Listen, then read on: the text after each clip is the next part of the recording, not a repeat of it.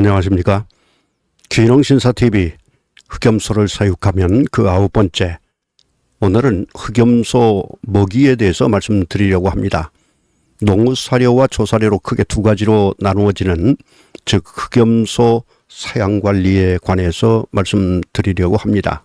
흑염소 사료의 기본은 동일한 사료를 지속적으로 먹이는 것입니다.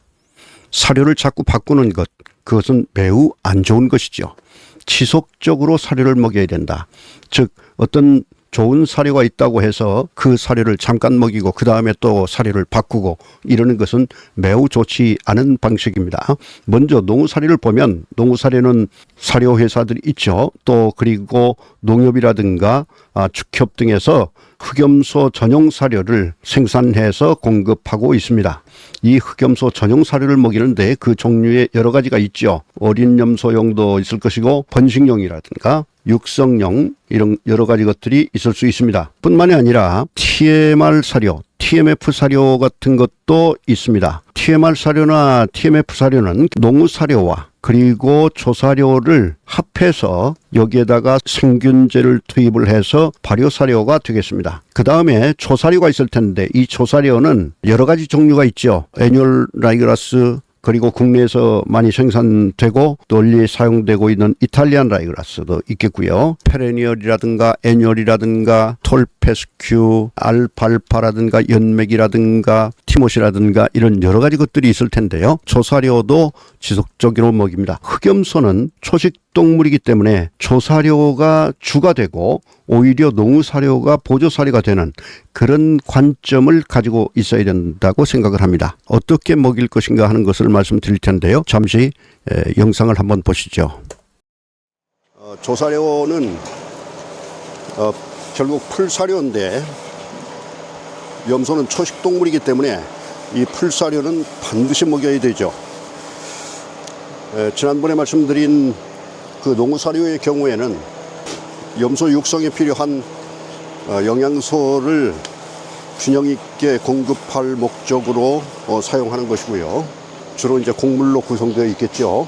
그러나 이 조사료는 염소 급여에 있어서 가장 주된 사료가 되는 거라고, 조사료 하니까 보조사료라고 이렇게 생각될 수 있습니다만은, 그래도 염소는 어디까지나 초식동물이기 때문에 주사료가 되고 오히려 농사료가 보조사료가 되는 그런 인식을 가져야 된다고 생각합니다. 그러면 이 조사료는 과연 얼마나 주느냐, 그 양을 어떻게 할 것이냐 하는 것인데요. 결국은 농사료를 개체 중량의 2% 정도를 급여한다고 했죠. 조사료 역시 같은 양입니다. 40kg의 경우에 개체 중량이 40kg라고 하면 거기에 2%, 약 800g을 공급하는 것이죠.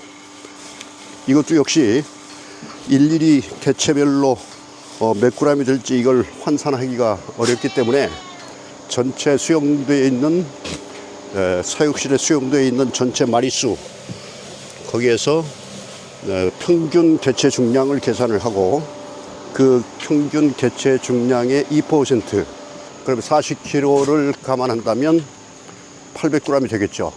그 800g에 해당하는 거를 20마리 무리였다라고 생각하면 16kg 정도를 주는 것입니다. 네, 이번에는 농사료 그 종류를 한번 보겠습니다. 먼저 어린 염소용이 있고요. 육성용과 번식용이 있는데, 여기에 보면 개체 중량의 2%를 급여하는 게 좋다. 개체 중량이 만약에 40kg 염소다 그러면 2%면 800g이 되겠죠. 이 800g을 일일이 계산해서 주기가 어렵기 때문에 지금 영상에서 보신 것처럼 만약에 그 무리가 20마리 무리다, 한 칸에 20마리를 키우는 무리다 그러면 이 20마리가 평균 40kg라 할 경우에 800g이니까 결국에 16kg을 주는 것이 좋다 하는 것인데요. 이 16kg이라고 하는 것은 일회성이 아니라, 일회에 16kg를 주는 게 아니라 하루분입니다. 즉 하루에 16kg을 준다, 그 얘기입니다. 그래서 오전과 오후로 나누어서 급여를 한다고 하면은 16kg, 16kg 이렇게 주는 것이 아니라 8kg, 8kg 두 개로 나누어서 주어야 된다는 얘기겠죠. 물론 저 같은 경우에는 오전에 한 번만 급여를 합니다. 아침 급여 시에 농사료와 조사료를 한꺼번에 줍니다. 다시 말하면 농사료 800g에다가 조사료 800g 이렇게 주는 거죠. 그래서 1.6kg을 하루에 주는 것입니다. 2%라고 하는 이 양이 1회에 2%를 주라는 것이 아니라 하루분이다. 그래서 하루에 한 번 급여를 한다고 하면 2%, 농사료 2%, 그 다음에 조사료 2% 이렇게 주는 것인데 비육기에 들어갈 때는 10 내지 15%를 더 추가해서 주는 것입니다. 그러면 2.2% 880g 혹은 900g이 되겠죠. 그 다음에 이제 조사료의 경우에는 여러 가지 종류가 있을 텐데 조사료는 이탈리안 라이그라스라든가 물론 볏짚도 사용하는 농가들도 있습니다.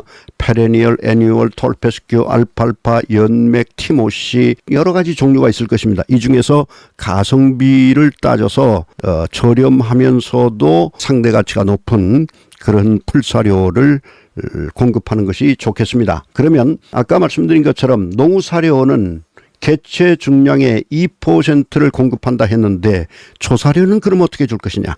조사료도 똑같은 양입니다. 조사료도 개체 중량의 2%입니다. 자, 40kg의 염소다 할 것 같으면 여기 2% 800g, 농사료 800g을 공급한 것처럼 조사료도 800g을 공급하는 것입니다. 이 두 가지 모두 다가 1일 사용량입니다. 하루에 농사료 2%, 개체 중량의 2%, 조사료 개체 중량의 2% 이렇게 공급하는 것이지요. 그런데 비육기에 들어갔을 때는 농사료의 경우에는 거기에 10 내지 15% 더해서 2.2% 혹은 이 이상 2.2%면 880g이 되잖아요. 900g 정도 혹은 950g 정도 이렇게 주는 것이겠습니다. 그 다음에 조사료의 경우에는 무한급여해도 상관이 없습니다. 이게 기본적으로 조사료는 섬유질 사료 아닙니까? 섬유질이기 때문에 상당량을 줘도 문제가 없을 것입니다. 그런데 여기에 보면 지금 조사료통이 여기에 있습니다. 요 밑에는 물론 요 아래쪽에는 농사료통입니다. 밑에 농사료를 주고 그 다음에 위에다가 조사료를 가득히 이렇게 담아주는 것이죠. 그러면 안쪽에서 철망을 통해서 빼먹게 됩니다. 이렇게 했을 때 빼먹게 되기 때문에 이 조사료의 손실이 거의 발생하지 않고 빼먹을 때 이게 좀 바닥으로 떨어지더라도 그 떨어지는 곳이 바로 아래쪽에 있는 농사료통으로 떨어지게 됩니다. 그래서 거의 손실이 발생하지 않는 아주 효율적인 방법이 되겠습니다. 저는 이 조사료통을 이와 같이 농사료통 위에 이렇게 설치하는 거 이걸 적극 권장드리는 바입니다. 자, 오늘은 여기까지 하고요. 다음 시간에 또 뵙겠습니다. 여러분 수고하셨습니다.